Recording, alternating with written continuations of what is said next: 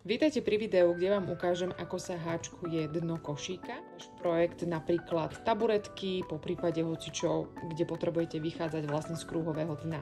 Ukážem vám, ako spraviť neviditeľný spoj. Dnes na to používať túto 5 mm šnúru alebo špagát a 8 mm háčik. Odvinte si tak metrový koniec, pretože budeme robiť neviditeľné spoje na dne aj na košíku a ideme na to. Ak ste videli u mňa videa, ako sa robí základné oko, tak spravíme niečo podobné a z toho nám vyjde magický kruh. Je to kvôli tomu, aby naozaj ten základ bol pekný a neviditeľný. Takže tu máme priadzu, s ktorou ideme háčkovať ďalej a tu máme koniec priadze. Chytíme si a následne si ju nahodíme na prsty. Ideme, podoberieme priadzu, naberieme zadnú priadzu a spravíme si vlastne akoby teda základné oko, ale nestiahneme ho.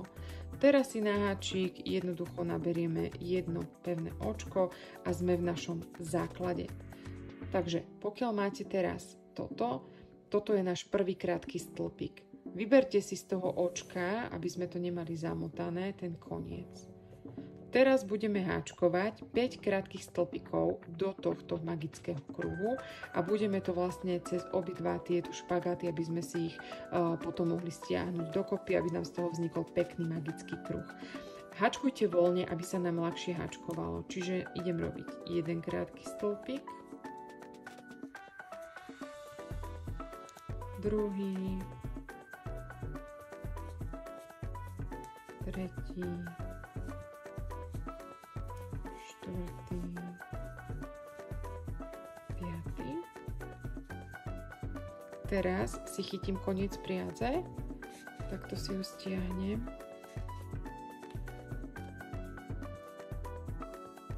a idem háčkovať 6. Zoberte si ale priadzu, ktorá je naša konečná, hej, nejdem háčkovať s touto priadzou z klbka, ale s koncom, aby sme, že idem do stredu, naberiem si priadzu a ukončím si tak, že si ju jednoducho len vytiahnem, lebo toto je tá konečná priadza, takže sme v tomto kroku a teraz si ukončím prvý riadok úplne jednoducho.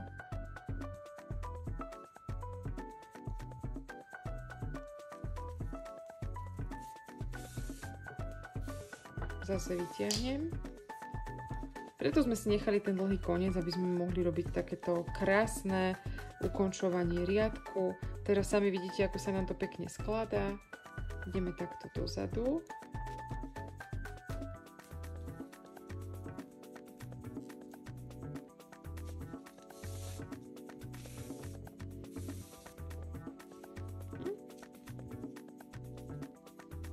Ďalším krokom bude, že my do každého krátkeho stĺpika z predchádzajúceho riadku spravíme 2 krátke stĺpiky, aby sa nám práca rovnomerne rozširovala, aby bola pevná, aby bola plochá. Musíme dodržiavať postupnosť. Opäť si namotáme priadzu z klbka a ideme teraz háčkovať. Koniec si môžeme nechať tak, ako je a poďme na to. Budeme háčkovať jednoducho tak, že ideme skrz krátky stĺpik. Takže môžeme začať.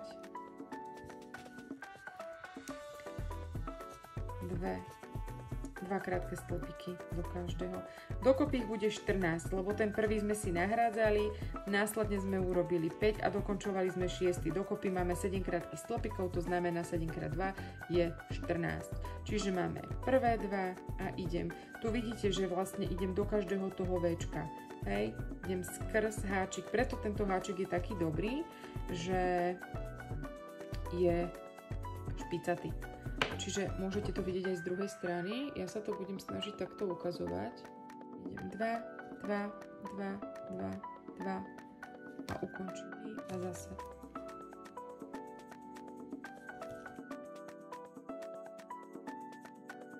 A teraz, toto je ten grif. Idem spraviť posledný krátky stĺpik, ale ja si ho nedokončím. Ja si ho len takto nahodím na háčik. Teraz tú priadzu z toho klbka nechám tak a zoberiem si koniec. A tým koncom ten krátky stĺpik ukončím a len si tú priadzu takto vytiahneme von.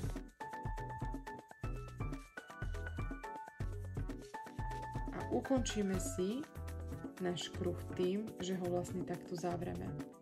Toto je tá konečná priadza. Idem do prvého očka, nahodím si ten koniec, naberiem si ho cez vrch, potiahnem. Teraz opäť vidíte, ako to vyzerá, že my potrebujeme to dostať takto sem. Takže si prácu otočíme, podoberieme si znútra a priadzu takto potiahneme.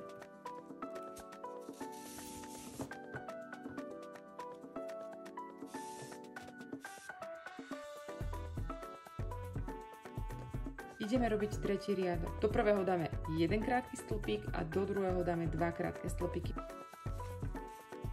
Dobre, to vidíte, aké je to vlastne, že to sú tie dva krátke stĺpiky, čo sme háčkovali. Čiže do tohto prvého ideme dávať jeden, do druhého ideme dávať dva. Je to klasické rozširovanie, s ktorým sa stretnete aj v nákresoch. Máme ukončiť našu prácu. Lebo začali sme tým, že sme išli dva. Spravíme zase to, že ideme ako keby robiť klasický krátky stĺpik. Keď máme nahodené na háčiku, teda máme nahodenú priadzu, zoberieme si koniec, hej, a jednoducho si zase ukončíme krátky stĺpik.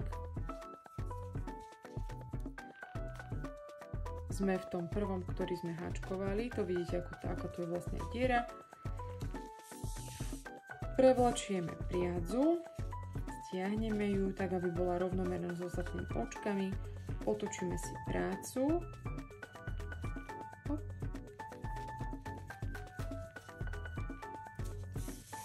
A jednoducho vytiahneme. Budeme teraz pokračovať v ďalšom riadku, máme štvrtý riadok a teraz to rozširovanie bude pokračovať. Hej, tu máme vlastne ten 1 a 2, čo sme robili. Teraz pôjdeme 1, 1, 2, 1, 1, 2, 1, 1, 2. Pekne vidíte, že rozhačkujeme vždy ten druhý z dvojice.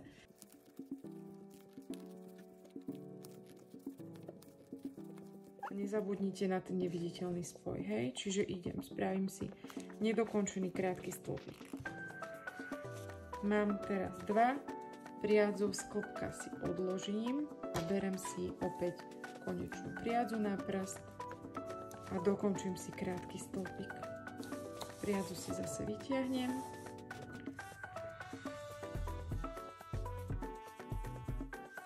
A idem ukončovať. Skúšala som rôzne ukončenie, aby to vyzeralo dobre, hlavne na týchto veľkých priadzach. Toto sa mi zdá naozaj najkrajšie. Čiže otočím a idem. Naberiem si.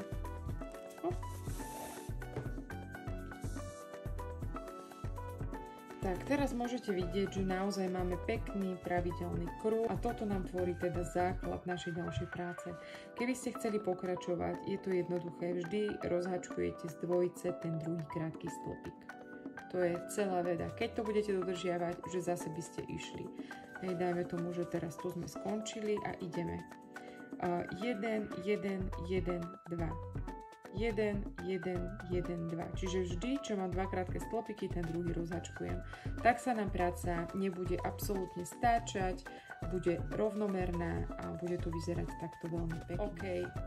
Ďakujem za pozornosť. Napíšte mi, či sa vám toto video páčilo a ukážem vám ďalšie vzorky. Ideme si spraviť košičky, kde by som chcela spraviť vlastne pre deti také lištičky, aby mali odkladanie na sponky. Vidíme sa.